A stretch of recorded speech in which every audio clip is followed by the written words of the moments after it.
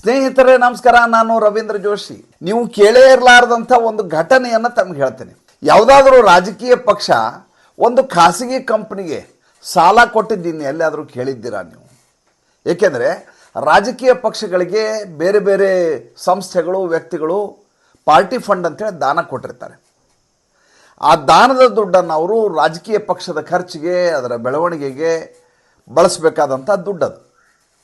ಆ ದುಡ್ಡನ್ನು ತೆಗೆದುಕೊಂಡು ಹೋಗಿ ಬೇರೆ ಕಂಪನಿಯಲ್ಲಿ ಅವರು ದುಡ್ಡನ್ನು ತೊಡಗಿಸಬಹುದಾ ಸಾಲ ರೂಪದಲ್ಲಿ?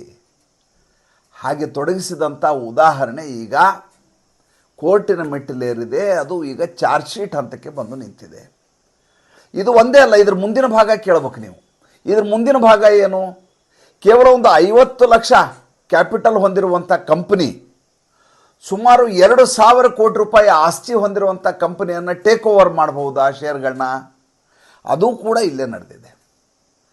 ಕಾಂಗ್ರೆಸ್ ಪಕ್ಷ ಯಾವ ರೀತಿ ದೇಶದಲ್ಲಿ ಲೂಟಿ ಮಾಡಿದೆ, ಯಾವ ರೀತಿಯಾಗಿ ಭ್ರಷ್ಟಾಚಾರವನ್ನು ಎಸಗಿದೆ, ಯಾವ ರೀತಿಯಾಗಿ ತೆರಿಗೆ ವಂಚನೆಯನ್ನು ಮಾಡಿದೆ, ಹೇಗೆ ಸ್ವಾತಂತ್ರ್ಯ ಯೋಧರ ಕಣ್ಣಿಗೆ ಮಣ್ಣನ್ನು ಎರಚಿದೆ ಅನ್ನೋದಕ್ಕೆ ನ್ಯಾಷನಲ್ ಹೆರಾಲ್ಡ್ಗಿಂತ ಒಳ್ಳೆಯ ಉದಾಹರಣೆ ನಿಮ್ಗೆ ಸಿಗ್ಲಿಕ್ಕೆ ಸಾಧ್ಯನೇ ಇಲ್ಲ. ಈಗ ಎನ್ಫೋರ್ಸ್ಮೆಂಟ್ ಡೈರೆಕ್ಟರೇಟ್ ಅವರು ಚಾರ್ಜ್ ಶೀಟ್ ಹಾಕಿದ್ದಾರೆ. ನಿನ್ನೆ ಮುಗದೇ ಹೋಯ್ತು ಕೇಸು, ಮುಚ್ಚಾಕಿಬಿಟ್ರು ಅಂತ ನಾನು ಅಂದ್ಕೊಂಡಿದ್ದೆ. ಯಾಕೆಂದರೆ ಜಾಮೀನು ಪಡೆದು ಯಾವುದೋ ಕಾಲಾಗಿ ಹೋಗಿದೆ, ಅಲ್ಲಿಂದ ಇಲ್ಲಿವರೆಗೂ ಇವ್ರ ಮೇಲೆ ಕ್ರಮವನ್ನೇ ಕೈಗೊಂಡಿಲ್ಲ. ರಾಹುಲ್ ಗಾಂಧಿ ಮೇಲೆ, ಸೋನಿಯಾ ಗಾಂಧಿ ಮೇಲೆ ಹೋಗಲಿ, ಅಟ್ಲೀಸ್ಟ್ ವಿಚಾರಣೆ ಕರೀತಾರೆ, ವಿಚಾರಣೆಗೂ ಕರೆದಿಲ್ಲ. ಎನ್ಫೋರ್ಸ್ಮೆಂಟ್ ಡೈರೆಕ್ಟರೇಟ್ ಏನಾದರೂ ಉಳಿದ ಬೆಳವಣಿಗೆ ಮಾಡಲೇ ಇಲ್ಲ. ಮೊನ್ನೆ ಇದ್ದಕ್ಕಿದ್ದ ಹಾಗೆ ಒಂದು ದಿವಸ ಇವರ ಆಸ್ತಿಯನ್ನೆಲ್ಲ ಮುಟ್ಟುಗೋಲು ಹಾಕ್ತೀವಿ ಅಂತ ಜಾರಿ ನಿರ್ದೇಶನಾಲಯ ನೋಟಿಸ್ ಹೊರಡಿಸತ್ತೆ. ಹೋಗಿ ಇವರ ಹೆರಾಲ್ಡ್ ಹೌಸ್ ಏನಿದೆ ಅದರ ಮೇಲೆ ನೋಟಿಸನ್ನು ಅಂಟಿಸತ್ತೆ, ತನ್ನ ವಶಕ್ಕೆ ತೆಗೆದುಕೊಳ್ಳುತ್ತೆ, ಜಪ್ತಿ ಮಾಡುತ್ತೆ. ಆವಾಗ ಗೊತ್ತಾಗುತ್ತೆ ಇಲ್ಲ, ಪ್ರಕರಣ ಸತ್ತಿಲ್ಲ, ಜೀವಂತವಾಗಿದೆ. ಇದು ಸೋನಿಯಾ ಗಾಂಧಿ ಮತ್ತು ರಾಹುಲ್ ಗಾಂಧಿಗೆ ಉರುಳು ಹಾಕುವ ಕಾರ್ಯಕ್ರಮ ಸಿದ್ಧವಾಗಿದೆ ಅಂತ. ಮಾರನೇ ದಿವಸವೇ ಚಾರ್ಜ್ ಶೀಟ್ ಹಾಕ್ತಾರೆ ಜಾರಿ ನಿರ್ದೇಶನಾಲಯದವರು. ಹಾಗಾದರೆ ಆರೋಪಿಗಳು ಯಾರೀಗ? ಆರೋಪಿ ನಂಬರ್ 1 ಸೋನಿಯಾ ಗಾಂಧಿ, ಆರೋಪಿ ನಂಬರ್ 2 ರಾಹುಲ್ ಗಾಂಧಿ. ಯಾವ 50 ಲಕ್ಷ ರೂಪಾಯಿ ಕಂಪನಿ, ಯಂಗ್ ಇಂಡಿಯನ್ ಅನ್ನುವಂಥ ಕಂಪನಿ 2,000 ಕೋಟಿ ರೂಪಾಯಿ ಬೆಲೆ ಬಾಳುವಂಥ AJL ಅನ್ನು ಟೇಕ್ ಓವರ್ ಮಾಡುತ್ತೆ ಅಂದರೆ, ಅಸೋಸಿಯೇಟೆಡ್ ಜರ್ನಲ್ ಲಿಮಿಟೆಡ್ ಅಂತ ಅದರ ಹೆಸರು. ಅದರ ಅಡಿಯಲ್ಲಿಯೇ ಈ ಪತ್ರಿಕೆ ಪ್ರಿಂಟ್ ಆಗ್ತಾ ಇದ್ದದ್ದು ನ್ಯಾಷನಲ್ ಹೆರಾಲ್ಡ್. ಮುಂಚೆ ಏನಿತ್ತು, ತುಂಬ ಇಂಟ್ರೆಸ್ಟಿಂಗ್ ಆಗಿರೋ ಸ್ಟೋರಿ ನೋಡಿ. ನಾವು ಇದನ್ನ ಯಾವಾಗಲೂ ನಮ್ಮ ಸುತ್ತಮುತ್ತಲು ನಡೆಯುವಂಥ ವಿದ್ಯಮಾನವನ್ನು ಭಾಳ ಕೂಲಂಕುಷವಾಗಿ ಪರಿಶೀಲನೆ ಮಾಡಬೇಕು.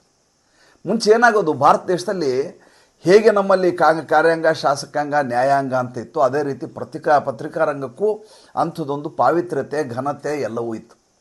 ಈಗ ಅದು ದಂಧೆ ಆಗಿದೆ. ಅದರ ಸ್ಥಿತಿ ಹೇಗಿದೆ ಅಂತ ನಾನು ಇಲ್ಲಿ ಬಣ್ಣಿಸಬೇಕಾಗಿಲ್ಲ, ಒಬ್ಬ ಪತ್ರಕರ್ತನಾಗಿ ತಮಗೆ ಗೊತ್ತಿರುವಂಥ ವಿಚಾರವೇ. ಅವಾಗ ಏನು ಮಾಡೋರು ಅಂತಂದರೆ, ಪತ್ರಿಕೆ ದೇಶಕ್ಕೆ ಕ್ಷಕಿರಣವನ್ನು ಬೀರಬಲ್ಲಂಥದ್ದು ಮಾಧ್ಯಮ ಅನ್ನುವಂಥ ಕಾರಣಕ್ಕೋಸ್ಕರ ಸರ್ಕಾರಗಳು ಮುದ್ರಣಾಲಯ ಮಾಡಲಿಕ್ಕೆ, ಕಚೇರಿ ಮಾಡ್ಕೊಳ್ಳಿಕ್ಕೆ ಸರ್ಕಾರಿ ಜಾಗಗಳನ್ನು ಕೊಟ್ಬಿಡ್ತಾಯಿದ್ರು. ದೊಡ್ಡ ದೊಡ್ಡ ಪತ್ರಿಕೆಗಳೆಲ್ಲ ಈ ರೀತಿಯ ಜಾಗಗಳನ್ನು ತೆಗೆದುಕೊಳ್ತಿದ್ರು. ನಿಮಗೆ ಉದಾಹರಣೆ ಹೇಳ್ಬೇಕಂದ್ರೆ, ನೀವು ಮುಂಬೈ VT ಹತ್ರ ಹೋದರೆ ನಿಮಗೆ ಫೋರ್ಟ್ ಏರಿಯಾದಲ್ಲಿ ನಿಮಗೆ ಬೆನೆಟ್ ಕೋಲ್ಮನ್ ಆ್ಯಂಡ್ ಕಂಪನಿ ಅಂತಿದೆ, ಟೈಮ್ಸ್ ಬಿಲ್ಡಿಂಗ್ ಅಂತ. ಟೈಮ್ಸ್ ಆಫ್ ಇಂಡಿಯಾದವ್ರ ಪತ್ರಿಕೆಗಿಂತ ಹೆಚ್ಚಾಗಿ ಅವರ ಪ್ರಾಪರ್ಟಿಗಳು ಎಲ್ಲೆಲ್ಲಿದ್ದಾವೆ, ಹೆಂಗಿದ್ದಾವೆ ಅಂತ ಒಂದು ಸಲ ಹೋಗಿ ನೋಡಿ ಬರ್ಬೇಕು ನೀವು. ಆ ರೀತಿಯಾದಂಥ ಮಾನ್ಯುಮೆಂಟ್ ಅನಿಸುವಂಥ ಪಾರಂಪರಿಕವಾದಂಥ ಬಿಲ್ಡಿಂಗ್ಗಳನ್ನು ಟೈಮ್ಸ್ ಆಫ್ ಇಂಡಿಯಾ ಹೊಂದಿದೆ. ಅದೇ ರೀತಿ ಈ ನ್ಯಾಷನಲ್ ಹೆರಾಲ್ಡ್ ಅಂತ ಏನಿತ್ತಲ್ಲ, ಇದು ಸ್ವಾತಂತ್ರ್ಯ ಪೂರ್ವದಲ್ಲಿ ಎಲ್ಲ ಸ್ವಾತಂತ್ರ್ಯ ಯೋಧರು ತಮ್ಮ ಕಡೆ ಇದ್ದಂಥ ಪುಡಿಗಾಸನ್ನು ಹಾಕಿ 50 ರೂಪಾಯಿ, 100 ರೂಪಾಯಿ, 50 ರೂಪಾಯಿ, 100 ರೂಪಾಯಿ ಶೇರುಗಳನ್ನು ಹಾಕಿ ಸುಮಾರು ಒಂದು 5,000 ಜನ ಒಂದು ಕಂಪ್ನಿ ಮಾಡ್ತಾರೆ. AJL ಅಂತ ಕಂಪ್ನಿ ಮಾಡ್ತಾರೆ. ಉದ್ದೇಶ ವ್ಯವಹಾರ ಮಾಡಬೇಕು ಅಂತಲ್ಲ, ಒಂದು ಪತ್ರಿಕೆಯನ್ನು ಮಾಡಬೇಕು.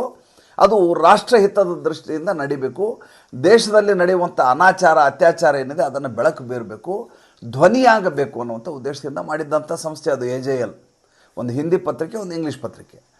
ಈ ಪತ್ರಿಕೆಗೆ ಕಾರ್ಯಾಲಯಗಳು ಬೇಕು, ಆಮೇಲೆ ಮುದ್ರಣಾಲಯಗಳು ಬೇಕು ಅಂತ ನೆಹರು ಅವರು ತಮ್ಮದೇ ಸರ್ಕಾರ ಅಲ್ಲ, ಕಾಂಗ್ರೆಸ್ದೇ ಸರ್ಕಾರ ಇದ್ದದ್ದು ಅವಾಗ ನಿರಂತರವಾಗಿ ದೇಶಾದ್ಯಂತ ಎಲ್ಲೆಲ್ಲಿ ಪ್ರಮುಖ ನಗರಗಳಿದ್ದಾವೋ ಅಲ್ಲೆಲ್ಲ ಜಾಗಗಳನ್ನು ಅಕ್ವೈರ್ ಮಾಡಿಬಿಡ್ತಾರೆ. ದಿಲ್ಲಿ, ಮುಂಬೈ, ಲಕ್ನೌ, ಕಲ್ಕತ್ತಾ, ಕಾನ್ಪುರು, ಮೇರಠು, ಎಲ್ಲ ಕಡೆ, ಬೆಂಗಳೂರು, ಮುಂಬೈ, ಎಲ್ಲ ಕಡೆ ಆಸ್ತಿಗಳನ್ನು ತೊಗೋತಾರೆ. ಆಸ್ತಿಗಳನ್ನು ತೊಗೊಂಡಾದ ಮೇಲೆ ಯಾವಾಗ ಪತ್ರಿಕೆಯನ್ನು ಮಾಡ್ತಾ ಇರ್ತಾರೆ, ಒಂದು ಹಂತದಲ್ಲಿ ಅದಕ್ಕೆ ದುಡ್ಡಿನ ಕಡಿಮೆ ಬಿದ್ದಿದೆ ಅಂತ AICCಯಿಂದ ದುಡ್ಡನ್ನು ಅದಕ್ಕೆ ಸಾಲವಾಗಿ ಪಡೆಯಲಾಗತ್ತೆ. ಪಡೆದ ಸಾಲವನ್ನು ತೀರಿಸಲಿಕ್ಕಾಗೋದಿಲ್ಲ. ಅದಕ್ಕೆ ಪತ್ರಿಕೆ ಆಸ್ತಿಗಳೇನೋ ಇದ್ದಾವೆ, ಸಾವಿರಾರು ಕೋಟಿ ರೂಪಾಯಿ ಆಸ್ತಿಗಳಿದ್ದಾವೆ, ರೆವೆನ್ಯೂ ಆಗ್ತಾ ಇಲ್ಲ ಅನ್ನುವಂಥ ಕಾರಣಕ್ಕೋಸ್ಕರ ಅದು ಕಾಂಗ್ರೆಸ್ ಪಕ್ಷದಿಂದ ಸಾಲವನ್ನು ಪಡೆಯುತ್ತೆ. ಒಂದು ಪಕ್ಷ ಒಂದು ಕಂಪ್ನಿಗೆ ಸಾಲ ಕೊಡಬಹುದಾ, ಮೊದಲು ಆಲೋಚನೆ ಮಾಡಿ. ಅದಾದ ಮೇಲೆ ಯಾವಾಗ ಸೋನಿಯಾ ಗಾಂಧಿ ಕಾಲ ಬರುತ್ತೋ, ಸೋನಿಯಾ ಗಾಂಧಿ ಏನು ಮಾಡ್ತಾರೆ, ಒಂದು AJL ಮೇಲೆ ತಮ್ಮ ಹಿಡಿತವನ್ನು ಸಾಧಿಸ್ತಾರೆ. ಅವರೇ ಅದಕ್ಕೆ ಮ್ಯಾನೇಜಿಂಗ್ ಡೈರೆಕ್ಟರ್, ಚೇರ್ಮನ್ ಎಲ್ಲ ಆಗ್ತಾರೆ. ಆಗಿ ತನ್ನ ಸುತ್ತಮುತ್ತ ಇರುವಂಥ ಯಾರ್ಯಾರು ಕರ್ನಾಟಕ ದಮನಕಗಳಿದ್ದಾರೆ ಎಲ್ಲರೂ ಸೇರಿಸ್ಕೋತಾರೆ. ಮೋತಿಲಾಲ್ ವೋರಾ, ಸುಮನ್ ದುಬೆ, ಆಸ್ಕರ್ ಫರ್ನಾಂಡಿಸ್ನ ವಿಶೇಷತೆ ಏನಂತಂದ್ರೆ ಒಳ್ಳೆ ಅಡುಗೆ ಮಾಡ್ತಾರೆ ಇವರು ಅಂತ.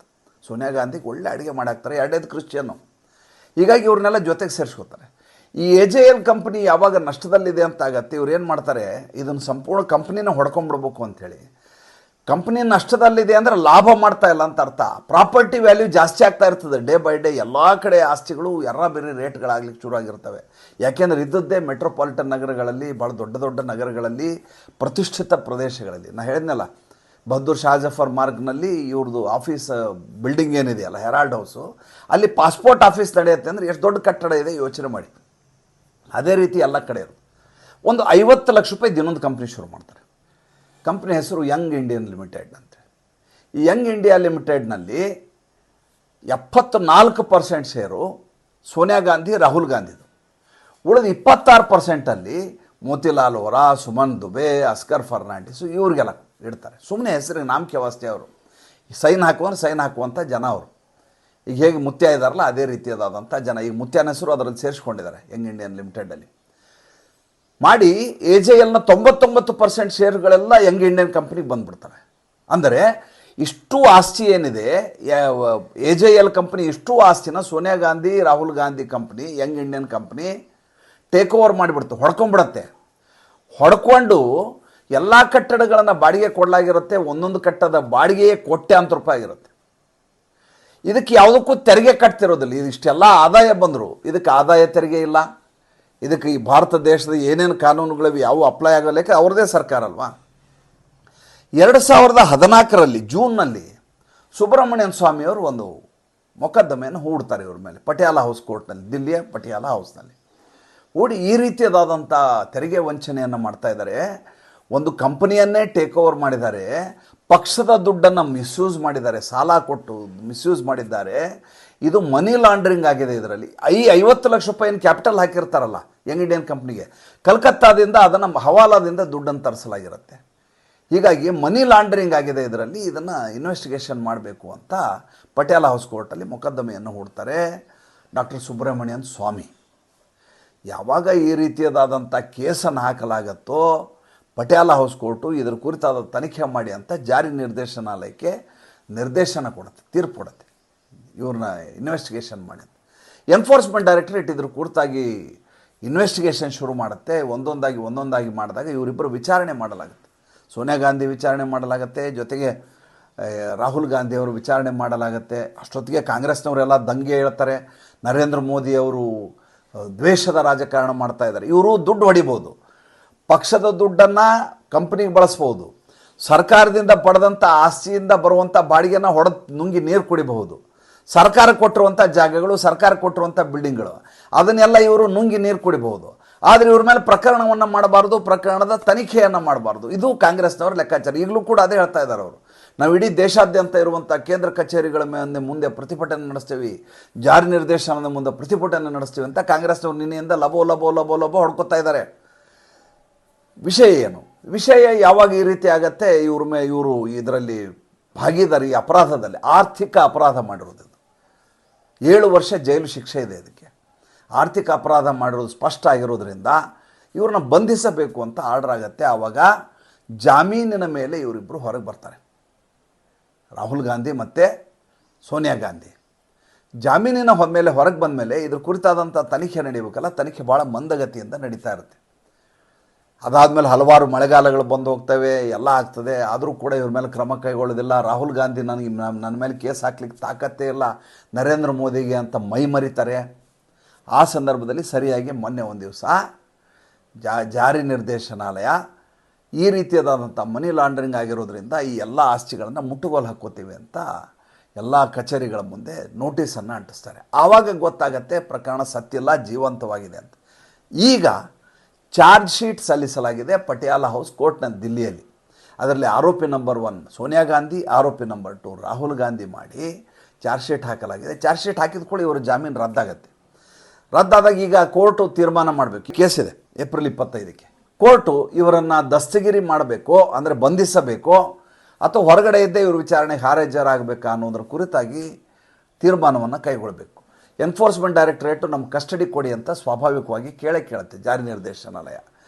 ಕೋರ್ಟು ಮನ್ನಣೆ ಕೊಟ್ಟರೆ ಇವರೊಬ್ಬರನ್ನು ಬಂಧಿಸಲಾಗತ್ತೆ ಅನ್ನುವಂಥ ವಿಷಯವನ್ನು ಕೇಳಿಯೇ ಕಾಂಗ್ರೆಸ್ ಎಲ್ಲ ಕಾರ್ಯಕರ್ತರು, ಚೇಲಾಗಳು ಎಲ್ಲರೂ ಈಗಾಗಲೇ ಪತ್ರಗುಟ್ಟು ಹೋಗಿದ್ದಾರೆ. ಯಾಕೆ ಅಂತಂದರೆ ಎನ್ಫೋರ್ಸ್ಮೆಂಟ್ ಡೈರೆಕ್ಟರೇಟು ಎಂತೆಂಥವ್ರನ್ನೂ ತೊಗೊಂಡು ಒಳಗೆ ಹಾಕಿರೋ ದಾಖಲೆಗಳು ನಮ್ಮಲ್ಲಿದ್ದಾವೆ. ಸೋನಿಯಾ ಗಾಂಧಿ, ರಾಹುಲ್ ಗಾಂಧಿ ಇದರಿಂದ ಏನೂ ಹೊರತಾದವರು ಅಲ್ಲ. ಆದ್ದರಿಂದ ಇವರು ಬಂಧನ ಆಗಿಬಿಟ್ರೆ ಕಾಂಗ್ರೆಸ್ಸಿಗೆ ಮುಂದೆ ಬರುವಂಥ ಚುನಾವಣೆಯ ಸಂದರ್ಭದಲ್ಲಿ ಭಾಳ ದೊಡ್ಡ ಹಿನ್ನಡೆ ಆಗುತ್ತೆ. ಬಿಹಾರು, ಆಮೇಲೆ ಪಶ್ಚಿಮ ಬಂಗಾಳ, ಕೇರಳ ಎಲ್ಲ ಚುನಾವಣೆಗಳಿದ್ದಾವೆ. ಅಪಕೀರ್ತಿ ಬರುತ್ತೆ, ಕಳಂಕ ಉಂಟಾಗತ್ತೆ ಅಂಥೇಳಿ ಇವರು ಈಗಾಗಲೇ ಎಲ್ಲ ಕಡೆ ಗಲಾಟೆ ಮಾಡಬೇಕು ಅಂತ ಪ್ಲ್ಯಾನ್ ಮಾಡ್ತಾ ಇದ್ದಾರೆ. ಇನ್ನೊಂದು ಕೇಸ್ ಓಪನ್ ಆಗಿದೆ. ಅವರ ಅಳಿಯನ ಮೇಲೆ ನಡೆದಂಥದ್ದು ಹರಿಯಾಣದಲ್ಲಿ. ಆತ ಕೂಡ ಸರ್ಕಾರದಿಂದ ಜಾಗ ತಗೊಂಡು DLFಗೆ ಮಾರಿರೋ ಕೇಸ್ ಅದು. ಅದರ ಬಗ್ಗೆ ಮುಂದಿನ ಸಂಚಿಕೆಯಲ್ಲಿ ಮಾತಾಡ್ತೀನಿ. ಸಂಚಿಕೆ ಇಷ್ಟ ಆಗಿದ್ದರೆ ಲೈಕ್ ಮಾಡಿ, ಫಾಲೋ ಮಾಡಿ, ಶೇರ್ ಮಾಡಿ. ಬರುವ ಏಪ್ರಿಲ್ 25ನೇ ತಾರೀಕಿಗೆ ಮೊಕದ್ದಮೆ ಏನಾಯಿತು ಅನ್ನೋದ್ರ ಕುರಿತಾಗಿ ಮಾಹಿತಿಯನ್ನು ಸವಿಸ್ತಾರವಾಗಿ ನೀಡುವ ಪ್ರಯತ್ನ ಮಾಡ್ತೀನಿ. ಸಂಚಿಕೆ ದಯವಿಟ್ಟು ಶೇರ್ ಮಾಡಿ. ನಮ್ಮ ಮುಕ್ತ ಪತ್ರಿಕೋದ್ಯಮಕ್ಕೆ ಆರ್ಥಿಕವಾಗಿ ಬೆಂಗಾವಲಾಗಿ ನಮಸ್ಕಾರ.